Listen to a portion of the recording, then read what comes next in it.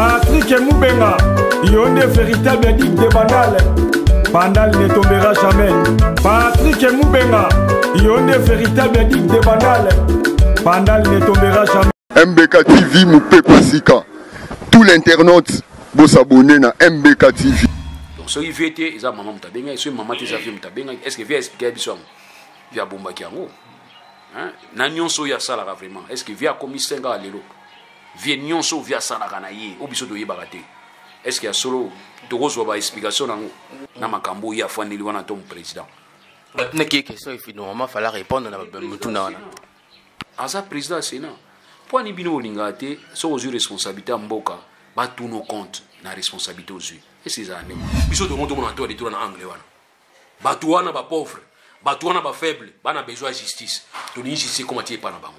Mais bino bozo orienté justice que pas batoua bino bozo sona na bango. Non? Parce que situation vitale camere de benda batebele oui bien. Singama temene Case. Était avec après étude, bon au sala ngo benga ngo gré agré poani. Ville urgence. Boisson attend ko boaka ba appel d'offre té. Condition mi balezani. Condition mi balé, ba marché à degrés à gré. Ba l'examen ko pas expertise nationale ou provinciale. Vous comprenez? Donc nous devrions, dans la période où on habite à Kouira, voir une entreprise congolaise des gens qui marchent. Donc nous accepter que ça ait de gré à gré parce qu'une entreprise congolaise est bénéficiée par son expertise nationale. Est-ce que vous comprenez? Maintenant on se pose la question. Gouvernement Chibala, est-ce que maintenant qui compte la réalité ou non?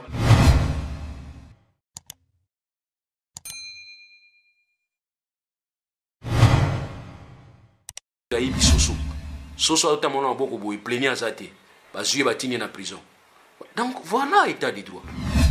Merci beaucoup fidèles amis internautes au Bolzoa Bilubakou hôtel na MBK TV. Il y a Patrick Moubenga le Bourge, le vrai duc de Bandal, Lelo na masolo na balamboka toye kota la maître Dilou Moutou o to kobeta na ye masolo. Oh, toujours solanaye à propos de l'arrestation, il y a Vital Kamere et puis na Robeta Masolo, il y a Tamouamba Ouazali, président, il y a Sénat, Boyebi Maramuto le Kiwana, Yende Moutaroyano, la biso na Mutuna na biso, na émission na biso lelo na Masolo ya Banamboka. Bokota na MBK TV, bo s'abonner, tant on s'abonner, au cliquer pe na parce que comme maçonnerie wana na nini wana la logo wana pour botta la émission na biso vous à la loupe et que ça la biso bien. Merci, je vous laisse regarder cette interview et puis on va revenir après pour continuer avec vous. Merci beaucoup. MBK TV Moupé Pasika. Tout l'internaute peut s'abonner à MBK TV. Vous ne pas mettre Douli Moutou au Toyeko Tunaye Masolo à vous faire répondre à biso na dossier za awa. Premier dossier, c'est un dossier à arrestation à Vital Kamere, Batebele Bazol Baka, Nenge Bazol encore dossier à la médiatiser na TV, mais entre temps, comme M. Zolo Bakete, ils à la public, mais à la médiatiser. Dans l'ingénieur faire comprendre bisonna nous entre médiatiser, cause à la médiatiser na TV, na public, ça veut dire quoi? Au différencier bisonna. Bon, on va se dire pourquoi Bazol Banga. Hein, Bobanga. C'est ça que nous avons dit à Singama Tembele. Et là, on a dit que ça dossier nous permettre de vraiment d'engager mboka na biso etambo banda 1885. Donc c'est la première fois que nous avons l'occasion ya kutuna ba directement et pas ya ba dirigeant mboka. Donc il y a ça là on a conférence nationale souveraine. Rappelez-vous tout ça là où tu benga déballage. Mais ba yokana ki bango nyonso na esprit ya regroupement ya défense.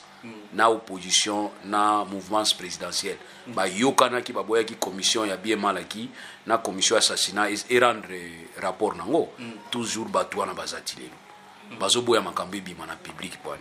Quand vous dites médiatisation, quand vous dites public, ça va de soi.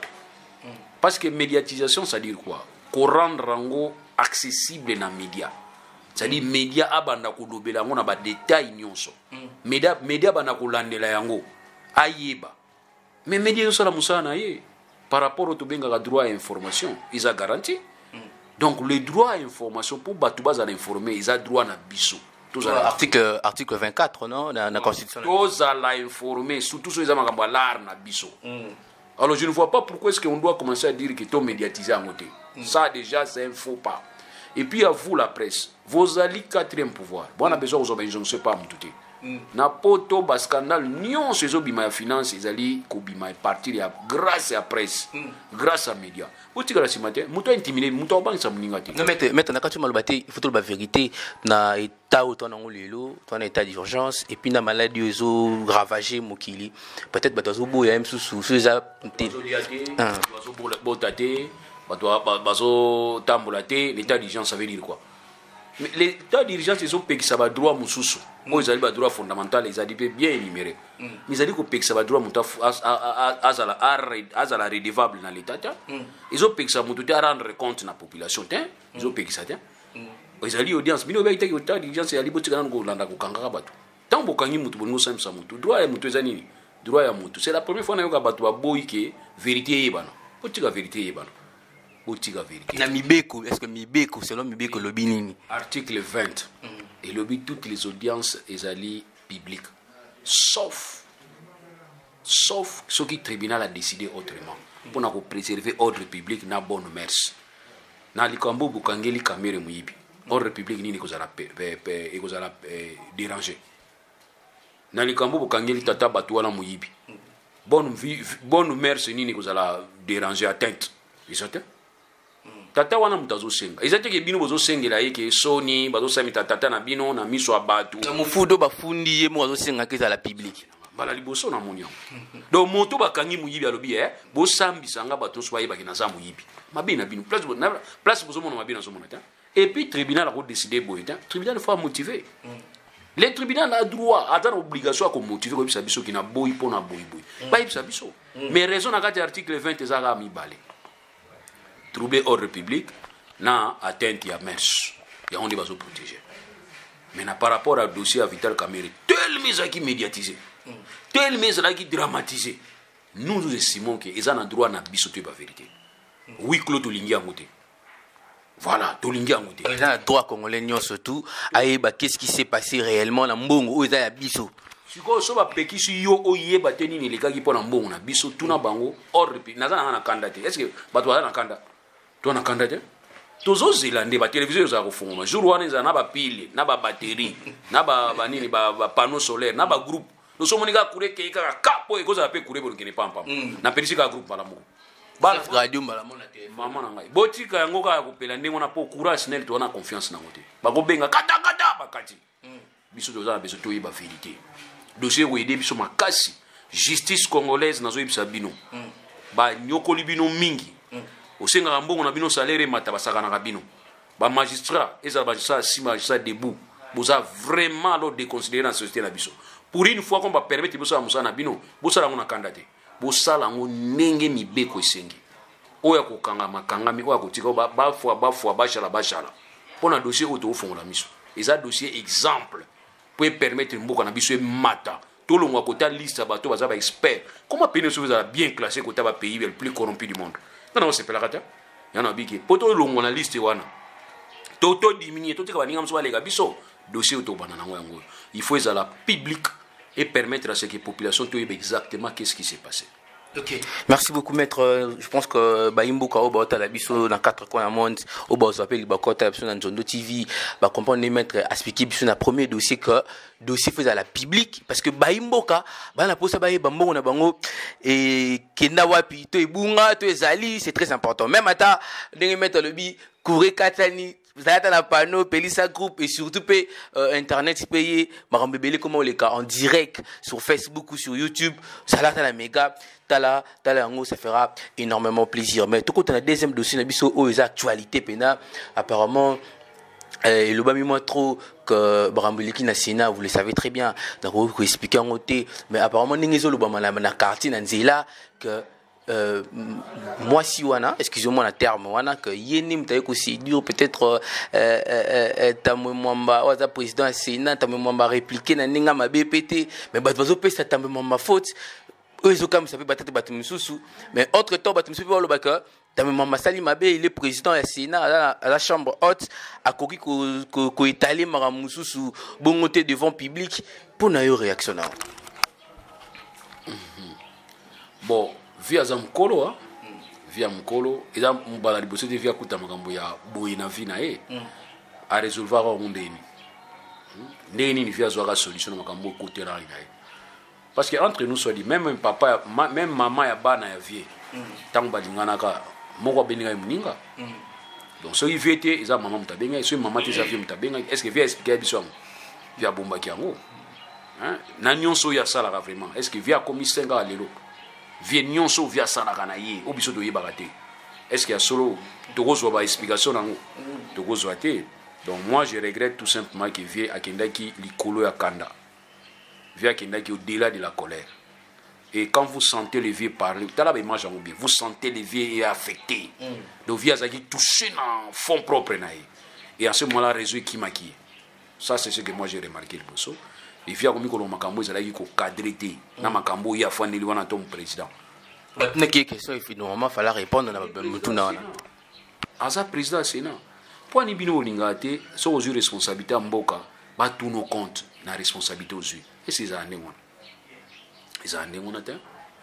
na rapport tous entre bino na biso ya bino za mandataire biso ba mandant to pesi bino mandat bo nous sali la biso mission na biso donc ba la misa biso en quelque sorte biso ba ngamba na biso ndenge mo abenga ki Vital Kamerhe maître de tel donc vita mo mbanda za na maître de tel à peuple congolais alors siko patron tunio à travers moko na bango parce que eza yo aux en face na peuple y compris maman wana azana kati ya peuple ata za sénatrice azana kati ya bateau batindi ye atuna yo question yo en tant que responsable balobi mwana mai la rwana e uchi wapi la rwana oyosa la mundeni misala ou sala kuneza ndeni boko remarquer qu'ils ont même problème toi na on niveau présidence de la république c'est qu'ils ont jeune bino bozwa ba mbongo na bande na bino bosala ka misala aussi longtemps boyebi yango bien que nous avons une loi portant ou soit une loi relative ya marché public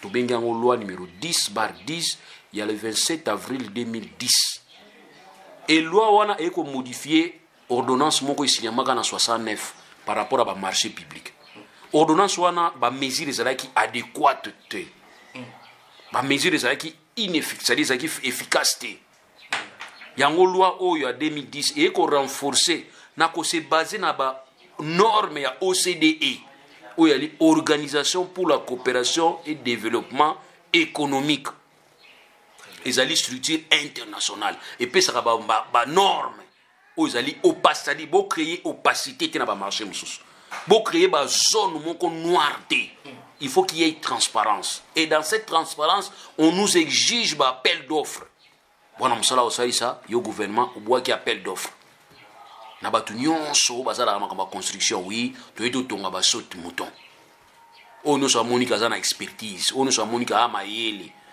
apesa biso ba devis ba benga ngo appel d'offres et loi wana ezako définir projet étude à projet équipe mususu ko salango busisi projet boko soumettre ngo na étude ya bo benga ngo passation à marché équipe mususu ko salango soki passation à marché sili boki osala auto benga sikoyo na niveau ya exécution équipe musu e kosalango et to landi susu na niveau to bengi ya contrôle ya musala bazo sala équipe musu e kosalango et to kesu na niveau même ya contentieux équipe musu e kosalango voilà ndenge ba régler ngo na loi wana lelo bozu yango kotonga ba sotu mutona banda ko préfabriqué boké ko longola ngo tina présidence wo équipe ga moko zo sala étude à marché maman nanga ye tala place mabe yangwana étude à marché kaka bango moko passation de marché bango moko exécution bango moko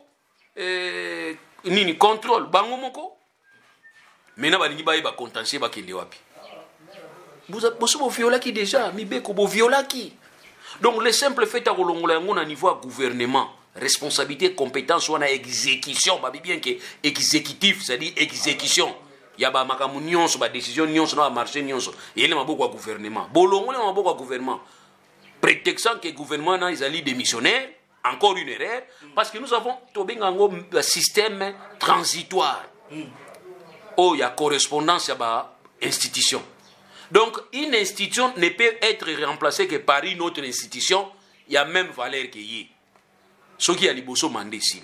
Il y a un ici dans l'article 70, les chefs de l'État actuel restent au pouvoir jusqu'à il y a Moussou Rosala élu dans la condition là. Même les gouvernements. Oh bingaka nini mutatis mutandis. Donc même conséquence, et l'a dit gouvernement en tant qu'une institution, comme on a un système transitoire, donc le gouvernement Yassika, Oyakala, Akotika Moussala, Kaka, ce qui gouvernement Yassika, Azali constitué dans la même condition que Oyazala qui constitué dans Moussala. Mais entre-temps, Oyakala, Akosala va faire courante. Va faire courante yani, va faire Oyali, l'État faut exister. Babiloko sous l'État, banda qui déjà faut l'État c'est ça. Biloko sous l'État, il y a urgence à l'État, faut l'État exister, il faut monter à la responsable nango. Mais or beaucoup monde na kati ya projet oyo. Bitaku ila banda ki yango. Na ba maison préfabriquée. Bitaku ila banda ki yango. Ils a projet banda ki na ministère. Non mais Bitaku faut dire la vérité que ba bengisa ki épée na. Non zo ya pona expliquer pour benga ki. Projet banda ki pa na bango. Yango benga ki abi oui, projet banda ki pa na biso. Exactement. Mais projet biso to exécuter en côté. Nous avons présenté les projets, mais les projets ils ont bloqués quelque part. Sur Hollanda suite, il y a des blocages, il y a projet. Tant que fachi beto yaki. Vite, ceux qui vite fachi, ceux qui fachi vite yaki. Tant que fachi vite yé, ba ko signaler fachi vite que fachi vite ça dit lisanga na bango tango yaki, ba signaler bango. Ba signaler bango que cop moko ezalaki ya banda ku moko boy batika ki mais sila kité. Allez, récupération. Ba récupérer ango, allez, ba amplifier ango, na montant amplifié, na banda ku soit disant amplifié. Mais qu'est-ce qu'il faut retenir ici? La loi relative à marché public, autobéni loi numéro 10/10, le 27 avril 2010, a été violée. Premièrement, par le premier contractant, c'est-à-dire premier gouvernement, premier régime passé. Parce que la loi est lobby et réglementé par lobby, réglementation, même étude, projet. Mon projet wana. Ba lobby loi est lobby qu'il faut une équipe. Projet wana. Or bango na projet ba sala déjà projet, ba attribua qui même déjà marché et pas ya mundele oyo. To benge mundele po ni boyeba pourquoi na benge mundele. Mundele oyo ba kangi lelo. Sami ya so Sami c'est ça mal en fait. O ba kangi lelo. Or loi oyo nazo bisa ata libanais ça pas mdelete en réalité différence a yena biso za ke ya za pembe biso to za mwindi mundele na pesi mundele pour pas comprendre. OK. Mais le problème est nini awa. Ye mundele aza mundele aza mwindi te aza congolais te. Or loi oyo nazo lobela siko elobi boye. Tango bozali ko attribuer marché de gré à gré. Bozo pesa ngona nzoto na nzoto boye de gré à gré. Balobi ke ekoyi ko leka. Maintenant moi minimum ya ba marché. Minimum paye à montant. Et quoi exagérer. Parce que dans le cas de marché, on est à marché à prestation de services, tu as marché à fourniture de bureaux, tu as marché à la construction, marché c'est belé. Et marché à prestation intellectuelle paysan à 4. Donc pour nous savoir que balobi beaucoup fournir en degré à gré car pas nani. Beaucoup fournir en degré à gré en car minimum il y a marché, c'est-à-dire il y a un montant là minimum au loi à prévoir, beaucoup dépassé avec après étude. Au salon au benga au gré à gré pour ville urgence boisson attend pour boire ba appel d'offre condition à mi balezani condition à mi balé ba marché à degrés à gré ba l'examen ko pas expertise nationale ou provinciale on comprend. Donc nous devrions na période où on habite à Kuira voir une entreprise congolaise des qui marché wana tout nous accepter que ça y degré à gré. Parce qu'une entreprise congolaise est bénéficiée par son expertise nationale. Est-ce que vous comprenez? Maintenant, on se pose la question. Gouvernement Tchibala, est-ce que tu as compte la réalité ou non? Tout Tchibala a convoqué na. Oui, là on a une question, c'est que tu as compte la réalité ou non? Il y a qu'au passer marché, il y a gré à gré et pas il y a Jamal. Parce que le gouvernement où il y a qui a caché, il y a beaucoup d'accord pour les alagis déjà. Bon, on l'a mis sur place. Deuxième aspect, il y a le camp. Contrôle. Mais qui pouvait faire le contrôle? Loi, ils ont prévoir qu'il va avoir le contrôle des alliés, organes publics de l'État. Or, les organes publics de l'État, les établissements publics de l'État, où il y a les affectés dans le contrôle, ils ont affecté, ils ont entreprise, OVD, office de route, il y a un organe administratif. Il y a un chef de l'État. article 69. Le président de la République et le chef de l'État. Vous comprenez que la différence est entre le président de la République et le chef de l'État. Ils ont une différence. Le président de la République, c'est la personne que nous avons élue. Autopécie mandat il y a 5 ans. Et alors le chef de l'État? Le chef de l'État, c'est le président de la République que nous avons donné mandat il y a 5 ans, qui devient maintenant chef de l'institution où ils ont constitué la République. On bien chef de l'État. Par là, on va faire comprendre l'État. Ça c'est bien même. C'est lui l'arbitre. C'est lui qui doit faire la faute. Arbitre aveugle. Est-ce que le match est aussi là bien? Est-ce que le rouge est au ça? Est-ce que le jaune est au ça? Est-ce que le billet est validé? Ah, vous comprenez pas ça. Ok, mais je pense que nous répond de biso oui, mais na côté ya Sénat, au-delà de tout ça, bateau pas ya vieux tambo mwamba. Yo pose marché. Babani ko bongisa Sénat. Ils appellent marché public. Ils allaient répondre, ils allaient considérer comme marché au regard il y a loi numéro 10/10 il y a le 27 avril 2010 relatif il y a marché public. Na nani via lobi ke ono mbongo na utina trésor te ko senga biso pe ya moté. Ah ko senga te. Comme no Bill Gates, msambo on a poche bon biso, merci vite. On a 4 millions de dollars, faut tout préciser bien. Ngana landi babi ke via lobi ke utina budget te et utina trésor public. Parce que si on utina trésor public, responsabilité vous appelez dans le gouvernement. Oui, dans le gouvernement. Il y a un député qui a député qui comprend que Moussala va faire ça, ce qui bolobi que magina poche avec ta mwamba. Merci pas avec ta mwamba comme une Bill Gates. Tozoni sa mbongwana te, tozoni sa te. Misala so sala qui va continuer tozoni sa te. Mais avec ta mwamba bolobi confirmer que mbongo yuta qui na trésor public. Ba ibsa biso na ba mécanisme nini mbongo ni bimaki. C'est très important. Il y avait appel d'offres. Est et là qui marché de gré à gré. Est-ce que répondre à ma condition où il faut étude équipe Moussoussou, il faut passation de marché équipe Moussoussou, il faut exécution équipe Moussoussou, il faut contrôle pesa mon équipe Moussoussou. Est-ce que va respecter qui en au moins parce que vous fongola rabiso maïle malé bino mo fongola rabiso maïle ndeko nanga na bisa batunyo so o ba olandanga awa na kin na bato apoto elengi ya kozala na président ya parti Moussoussou na majorité ya parti Moussoussou nde yango yo. Donc c'est la beauté de la démocratie, on peut dire. Dans là vraiment tout est clair. So aussi information na FCC tu reçois mon cash. Net micro to luka bango. Bango ba luka biso. Bango baza ko mi fundana. Mana ngai ba osala réunion, moko azola la bakangi photo atindeli biso. Mumona yango te. Ministre mo azo fazer na réunion. Moko akangi, moko ministre akangi photo crack photographe ministre. Il va publier yango. Chef de l'État doit faire décision dans une semaine. Lelo yoso yebia onanga na sina yebia. Gouverneur fake news mo so fake news bobenga ngo. Fake news mo les gars qui sont au niveau ya nini ya ba réseaux sociaux ono nomination ba bourgmestre to telemeli yango. Gouverneur bike makamona na yebia ngo te fake news. Ba yego yokana. IDPS yego yo. Na dit bien. Cash ba yego yokana FCC. Bochana C botika ba bourgmestre basala. Boyike le ba ko publier so basala. Oui, le document où tu as fake news. Ce que un document où tu as signé après. Aujourd'hui, c'est le gouverneur, le gouverneur, même document, même virgule, même point. Mais maître, au-delà de tout ça, on peut dire que l'état des droits, j'ai l'impression comme si les autres qui sont à côté, ils ont l'état des droits.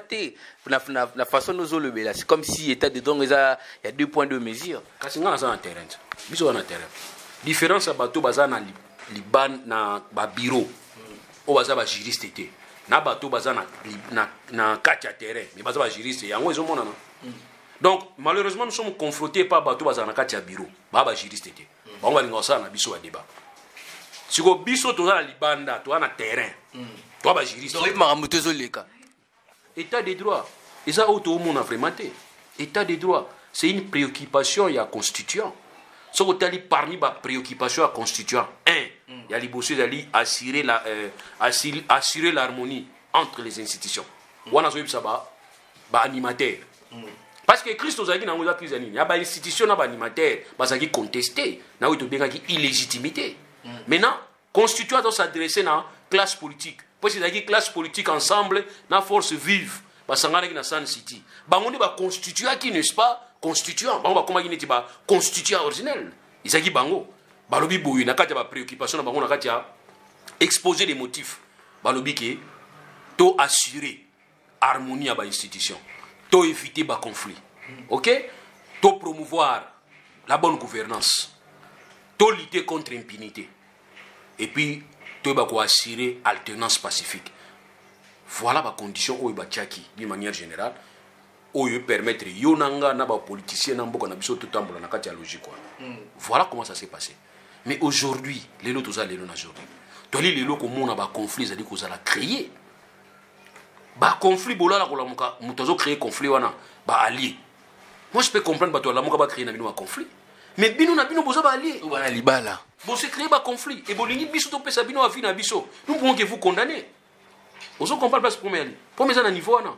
Et c'est là où on signe na kata ba condition préoccupation ya constituant to se retrouver maintenant état de droit. Donc état de droit est idéal. Ils ont souci to atteindre.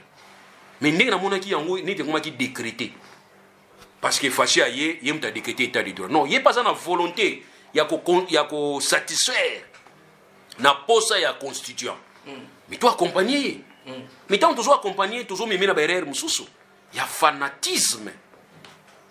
Oh le gars, oh béton. Oh, mais béton oui. Oui, béton, mais il faut quand même la réalité mon ami.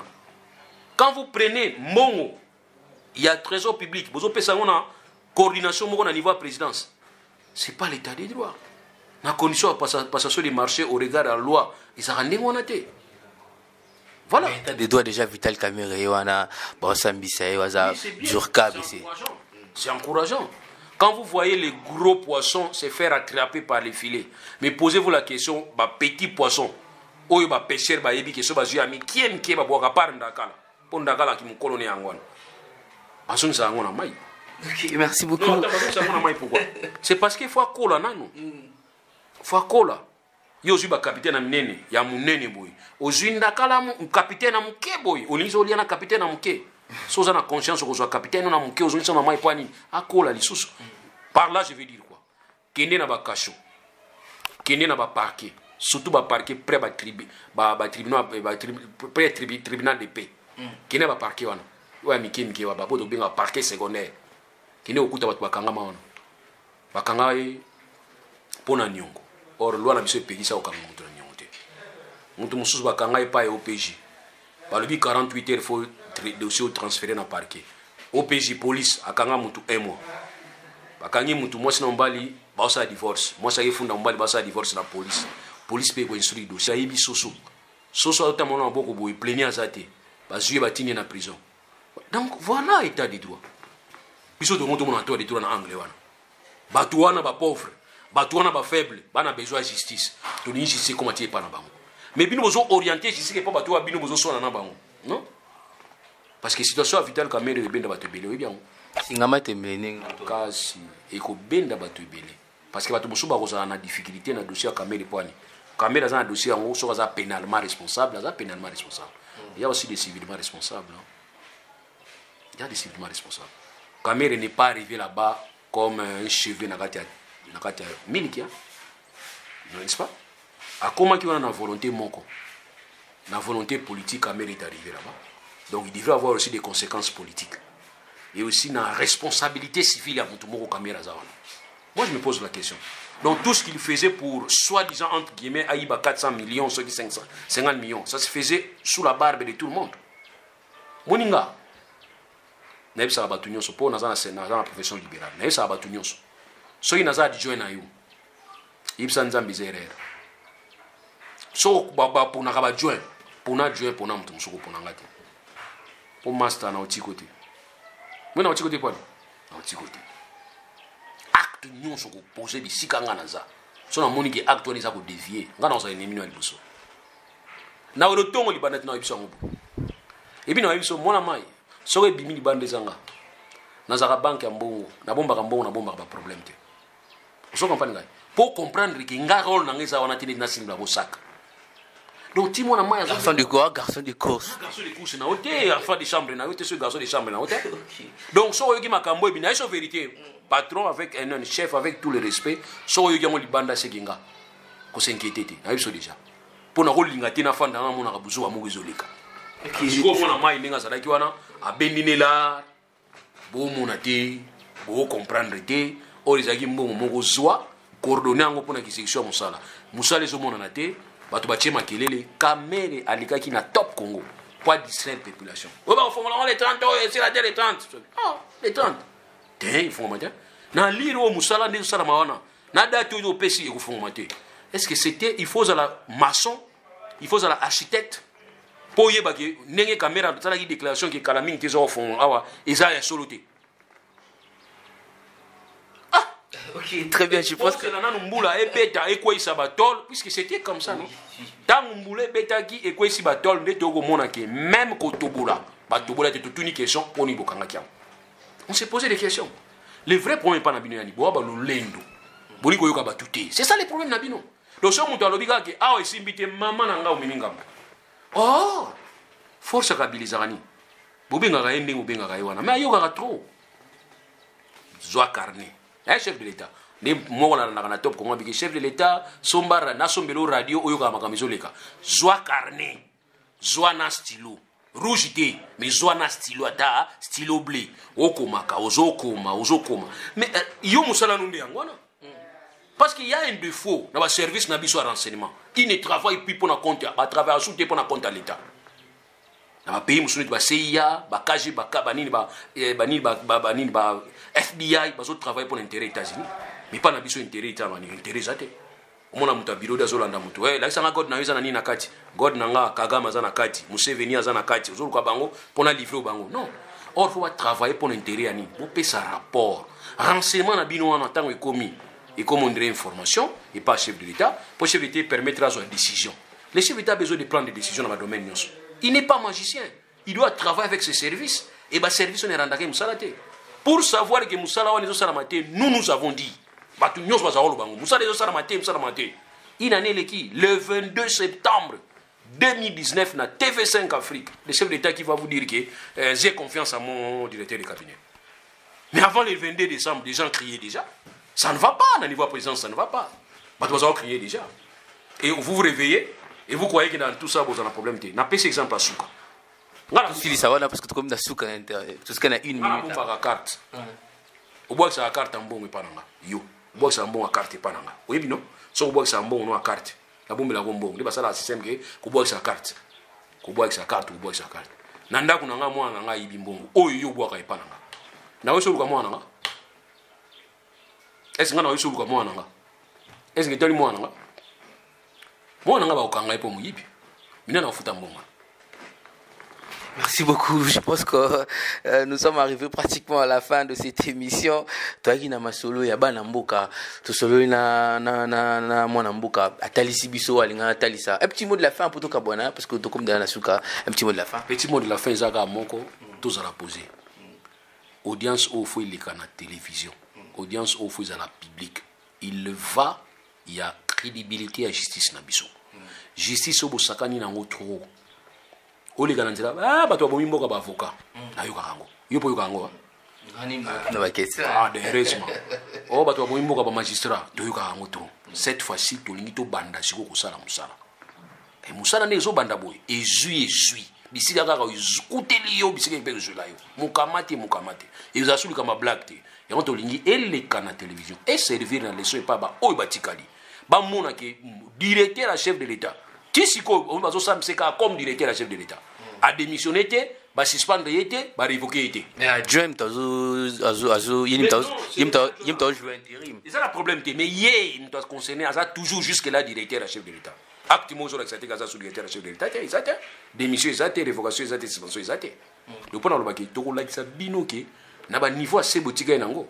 Moutoumou Gazali, a exonéré la poursuite. Ça, c'est important. Mais tout ça, on a un cadre distributif et à la sélectivité. Et à la vraie justice. Parce qu'on dit la justice élève une nation. Ce n'est pas n'importe quelle justice. C'est la meilleure justice, bien administrée. Il y a une nation. Merci mingi pa promoter la chaîne. Merci mingi. Et aussi, j'ai 3 bateaux à l'andanga. Mon émission na YouTube. 3 bateaux à l'andanga chaque boutou moi. Et Xavier Oscar Campo et Diampo. eza vie Dickens Lulangu et puis eza vie Kadi. Vie Kadi ça dit papa ya madame nangai. Balandanga trop. Donc ce berere ya li ba reproche ya li basala ngango poliment parce que je vois des gens quand ils font des commentaires kokoma ko finga batu na niveau nini et moi décourager sur le niveau réseaux sociaux. Voilà tout en vérité. Na niveau ba réseaux sociaux to mi ko likato ba décision to lika sauter. Parce que moi, les commentaires na si finga. Ce n'a pas dit c'est périssioté, pesa vie contraire. Na place au finga. À ce moment-là, ça sonne pas papa na yo. Zoka papa na bino na maman na bino rien à voir l'éducation ratée na.